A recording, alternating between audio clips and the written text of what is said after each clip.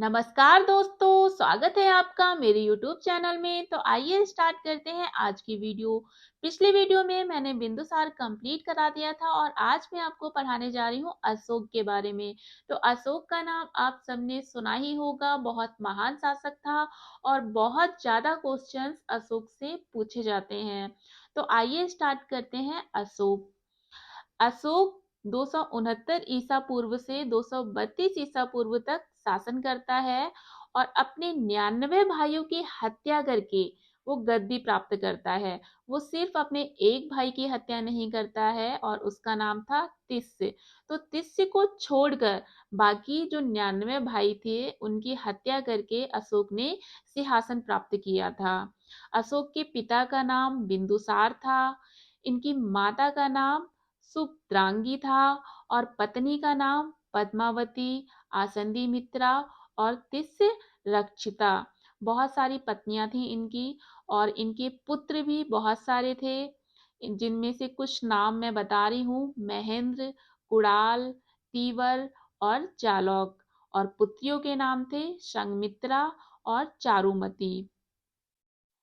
तो आइए इसके बाद हम देख लेते हैं अशोक का प्रारंभिक जीवन। अशोक बिंदुसार का पुत्र था, लेकिन उसकी माता कौन थी इस विषय में विद्वानों में मतभेद है। किसी इतिहासकार के द्वारा अलग नाम दिया गया है और किसी इतिहासकार के द्वारा उसकी माता का नाम अलग दिया गया है। तो आइए देख लेते हैं कि किसके अनुसार क्या कहा गया है। दीपवंश और महावंश के अनुसार कहा गया है कि बिंदुसार की 16 रानियां थीं और 101 पुत्र थे। अशोकावदान के अनुसार कहा गया है कि अशोक की माता का नाम सुभ्रदांगी था, जिसे राजकीय षड्यंत्र के कारण राजा से अलग रखा गया था। जब अंत में सुभ्रदांगी का राजा से मिलाप हुआ तो उसने एक पुत्र को जन्म दिया। तो पुत्र के जन्म पर सुभ्रदांगी ने कहा कि मुझे अब सभी दुखों से मुक्ति प्राप्त हो गई है और इसीलिए उसने अपने पुत्र का नाम दिया अशोक। तो अशोकावदान के अनुसार बताया गया है कि उनकी माता का नाम क्या था? सुभद्रांगी। वहीं महाबोधि वंश में बताया गया है कि अशोक की माता का नाम धम्मा था। और वहीं यूनानी इतिहासकार टार्ड के अनुसार बताया गया है कि अशोक की मां एक यूनानी स्त्री थी। ऐसा क्यों कहा? देखिए, जब सेल्यूकस और चंद्रगुप्त के बीच युद्ध हुआ था, तो जब सेल्यूकस पराजित हुआ था तो सेल्यूकस ने अपनी पुत्री हेलेना का विवाह चंद्रगुप्त के पुत्र बिंदुसार से करा दिया था। तो उसी यूनानी स्त्री से उत्पन्न पुत्र कौन था? अशोक था। इसीलिए टान ने कहा है कि जो अशोक है वो यूनानी स्त्री की संतान था। लेकिन अधिकतर विद्वान सुभद्रांगी को ही अशोक की मां मानते हैं। ठीक है। तो ऐसे ही अलग अलग इतिहासकारों के द्वारा या फिर अलग अलग ग्रंथों के द्वारा अशोक की माता का नाम अलग अलग बताया गया है।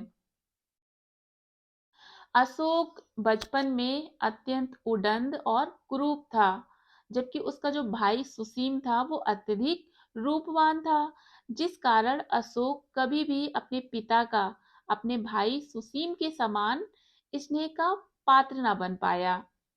बिंदुसार ने अपने सभी पुत्रों के लिए उचित शिक्षा की व्यवस्था की थी, लेकिन इन सभी पुत्रों में अशोक सबसे योग्य निकला।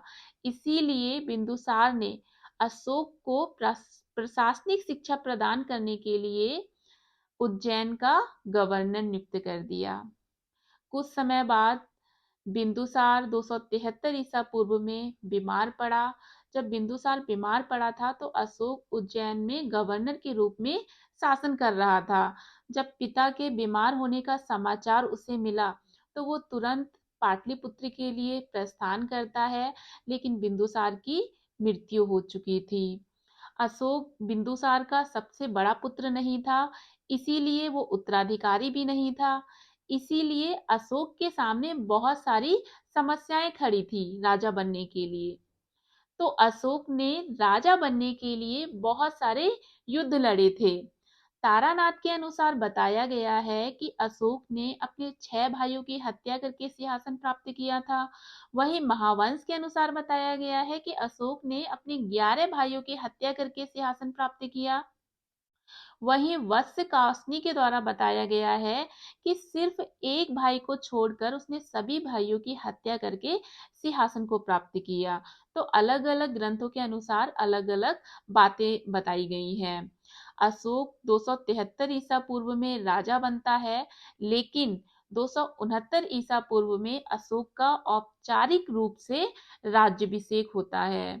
तो अपने राज्याभिषेक के 9वें वर्ष तक अशोक ने मौर्य साम्राज्य की परंपरागत नीति का अनुसरण किया।